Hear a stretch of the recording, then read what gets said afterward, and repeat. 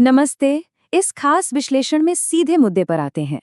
आज हम मुंशी प्रेमचंद की अमर रचना गोदान की उन गहरी और उलझी हुई नैतिक दुविधाओं में उतरने वाले हैं जो आज के समय में भी बिल्कुल सटीक बैठती हैं। हम देखेंगे कि कैसे चरम परिस्थितियां इंसान के उसूलों की सबसे कठिन परीक्षा लेती हैं। तो चलिए बिना किसी देरी के शुरू करते हैं। गोदान की पूरी कहानी में जो एक चीज सबसे ज्यादा भावुक करती है वो है होरी की वो एक गाय पाने की लालसा।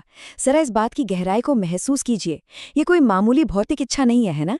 एक गरीब किसान के लिए उसके दरवाजे पर बंधी एक पछाई गाय वो सिर्फ एक जानवर नहीं है, वो उसके पूरे जीवन की सफलता, उसकी खोई हुई गरिमा और सामाजिक प्रतिष्ठा वापस पाने की एक बहुत ही गहरी तड़प है।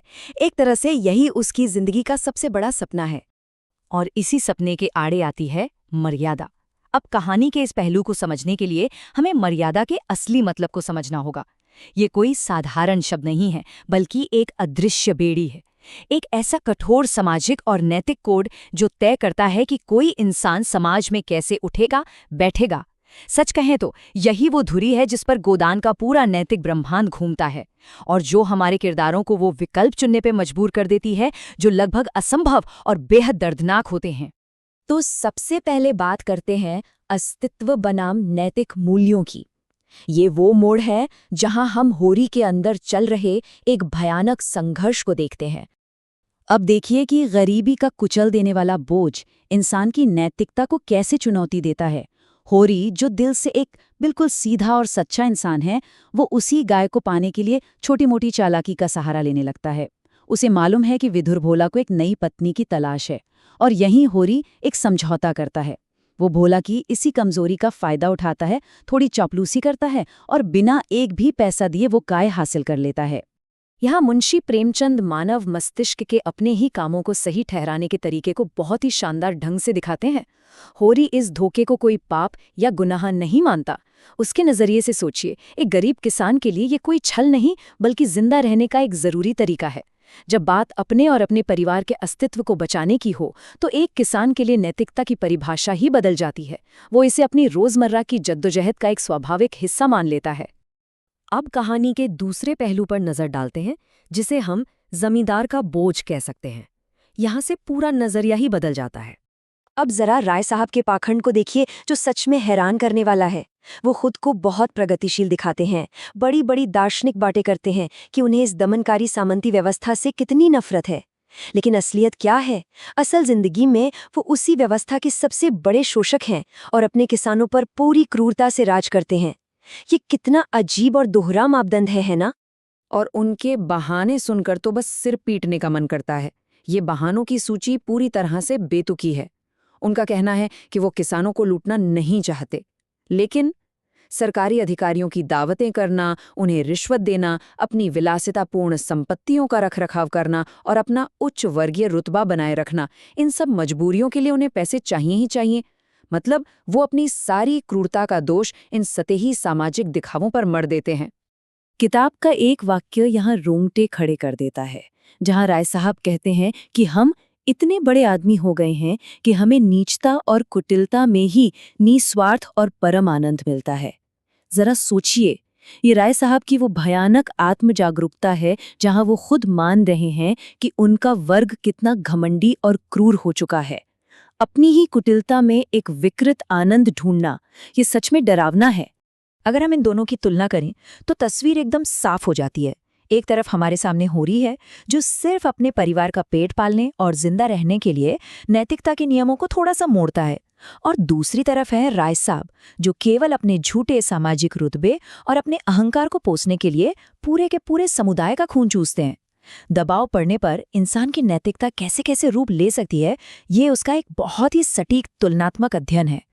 चलिए अब उस बिंदु की ओर बढ़ते हैं जहां इन दोनों दुनियाओं का सीधा टकराव होता है और हमें नैतिकता की असली कीमत समझ आती है।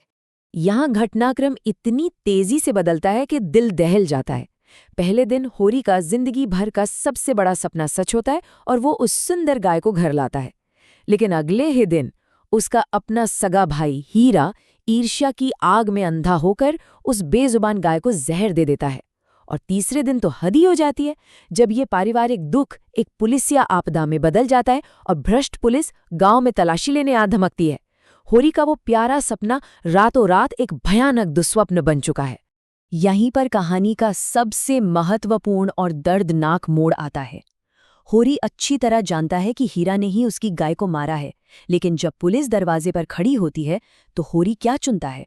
वो न्याय नहीं, मर्यादा चुनता है। वो परिवार के सम्मान की रक्षा के लिए पुलिस को अपने ही भाई के घर की तलाशी लेने से साफ मना कर देता है। न्याय के ऊपर परिवार की इज्जत को रखना, ये होरी का सबसे बड़ा समझौता था। और इस समझौते की कीमत क्या थी? 20 रुपए। पुलिस इंस्पेक्टर को गांव से बिना कोई तमाशा बनाए वापस भेजने के लिए होरी को ये 20 रुपए की भारी रिश्वत देनी पड़ती थी। उस जमाने के एक गरीब किसान के लिए 20 रुपए जुटाने का मतलब था एक ऐसा भयानक कर्ज लेना जो उसे जीते जी पूरी तरह से बर्बाद कर देगा। ये होरी के पतन की एक ऐसी शुरुआत थी जिसने सब कुछ तबाह कर दिया। अपनी उसी नैतिकता और झूठी मर्यादा से चिपके रहने का अंजाम देखिए। पहले तो उसने अपनी जान से प्यारी गाय खोई, फिर उस रिश्वत को चुकाने के लिए एक ऐसा भारी कर्ज लिया जिसे वो कभी चुका नहीं सकता था, और अंत में नौबत यहाँ तक आ गई कि उसकी आजीविका का एकमात्र सहारा, उसकी खेती की जमीन की नीलामी की नौबत आ गई। मूल पाठ का एक बहुत ही गहरा दार्शनिक विचार यहाँ उभर कर सामने आता है। बेईमानी करना बड़ा पाप है, लेकिन अपने हक और न्याय के लिए न लड़ना उससे भी बड़ा पाप है। यह हमें सोचने पर मजबूर कर देता है कि एक भ्रष्ट व्यवस्था के सामने बिना आवाज उठाए चुपचाप सब सहते जाना और गलत जगह पर अपनी मर्यादा का दिखावा करना, क्या ये खुद में एक बहुत बड़ी नैतिक विफलता नहीं है? यहाँ होरी की वही शराफत ही उसकी सबसे बड़ी दुश्मन बन जाती है। अब अगर हम अंतिम बलिदान को देखें तो समझ आता है कि दोनों ही इंसान इस मर्यादा और सामाजिक अपेक्षाओं के किस कदर गुलाम है। होरी अपनी मर्यादा के लिए खुद को और अपने पूरे परिवार को मिटा देता है, और उधर राय साहब, वो अपनी मर्यादा और अपनी झूठी शान और शौकत को बचाने के लिए अपने नीचे काम करने वाले हजारों किसानों की जिंदगियां तबाह कर देते हैं। दोनों ही बंधे हुए हैं, पर उनके शिकार होने वाले लोग बिल्कुल अलग हैं। तो अंत में ये पूरा विश्लेषण हमें एक बहुत ही गंभीर और चुभने वाले सवाल के साथ छोड़ जाता है। नैतिक रूप से असल में भ्रष्ट कौन है? वो इंसान जो सिर्फ जिंदा रहने के लिए अपनी नैतिकता से समझौता करता है, या वो जो सिर्फ अपने अहंकार और दिखावे को बनाए रखने के लिए नैतिकता की धज्जियों मरा देता है? क्या नैतिकता सच में हम सभी के लिए एक समान है, या फिर ये सिर्फ अमीरों द्वारा उठाया जा सकने वाला एक विलासितापूर्ण शौक है?